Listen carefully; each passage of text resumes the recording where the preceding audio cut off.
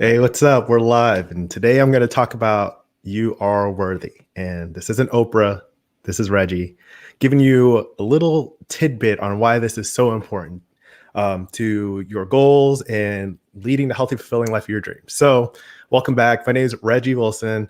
I'm the founder of Fit for Freelance, where we're building adaptive business leaders through compassionate health coaching.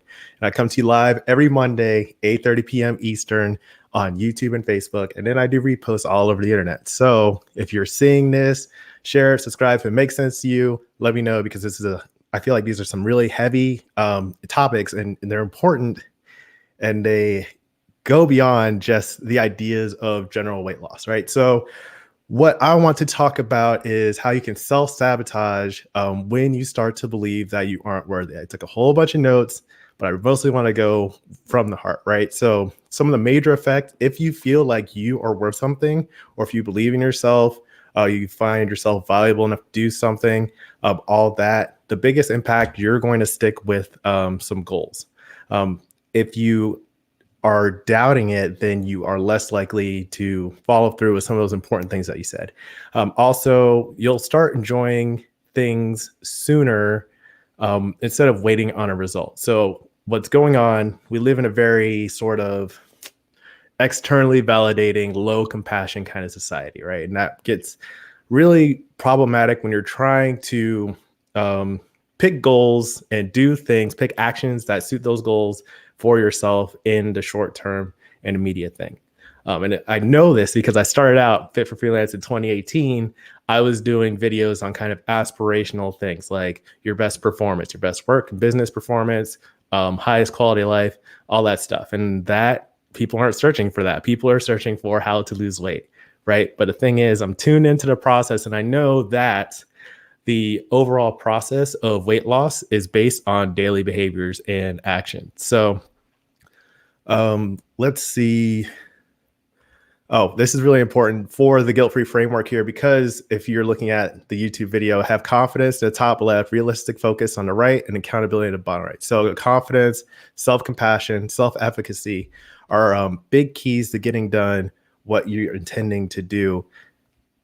And so when we have this kind of external validation, short-term vision, microwave culture, right? I don't want to talk too loud because I know someone who loves their microwave meals here. But you might be thinking very short term, but you want to look out and expand towards like your longer goals. So setting a clear vision is going to be a big thing. Knowing what you want to get out of your life. That way you are clear on your path, right? Instead of, trying to flex on the gram or doing anything online. And thinking that you are unworthy or comparing yourself to others will leave you kind of stuck casually implementing things, right? And so I have this quote up here by Teddy Roosevelt, the OG: comparison is a thief of joy, right? Because when you start to compare yourself to others, you are like outside of yourself, and you aren't able to focus on what you want for yourself. Leave a comment if this kind of resonated. I feel like I'm getting close to the idea. Give me a couple more seconds. I'll figure out perfectly on the live, right? So this quick hitting, instant gratification thing can take you out of the vision that you have for yourself. In addition, if you don't believe you're worthy of something, or if you don't think you can pull something off, you'll start to wonder, those limiting beliefs, right? Those will creep in moments where you're making decisions on what you are doing or what you should be doing, what you ought to be doing, right? And so this is a classic case from one of my clients where when she has her affirmations, she's focused on the vision, she knows her bigger goals, waking up in the morning is a lot easier for her to pull off, right? It's just like, all right, this is what I want to do. But anytime she has some negative self-talk, and like this could be you just as easily, right? If you have negative self-talk, you start to say like, who am I to do this? Why would I think I can pull this off? If you're trying any new health habit, right? So your New Year's resolution was probably something like that.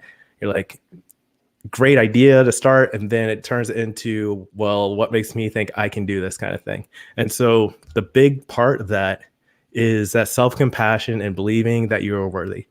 And it's not just about like blaming or ignoring your situation, right? So there's all kinds of things that can factor into it, but we want you to be able to do the best that you can in your environment. So what you have to do is imagine, what is your perfect situation look like? This is kind of where those affirmations come in, where if you set a plan, you have a vision, what would the ideal situation look like? How would you enjoy your life if you had that clear picture of your long-term goals and then an action plan on how you can get there? Maybe a clear goal of what you want to do with your life, right? Or this quarter. And then you enjoy making choices to support that. So another way those limiting beliefs will start to come in is you'll start, like, if you have a diet or something like that, you'll be like, well, I'm going to skip my diet this time because I'm worth it, right? And that is kind of the idea that you aren't really saying yes to your goals. You're just saying yes to something that you want in the short term. And people struggle with this all the time, and they get stuck casually implementing those things. But adaptive business leader, what they're able to do is think long term and think, I want to do this because this is going to help me get to my long-term goal that I believe would be most fulfilling, right? Or you're taking on that identity that you already have, right? Like where you have affirmed yourself and your values and your beliefs, and then you can continue to make choices to support that, right? So further, like, this is why I do the business, because it's not just about the individual, it's about the communities. Communities are led by people who practice this kind of self-compassion, right? This belief that they're worthy. What you do is you actually show other people what it's like to live in that kind of fulfillment and sense of worthiness.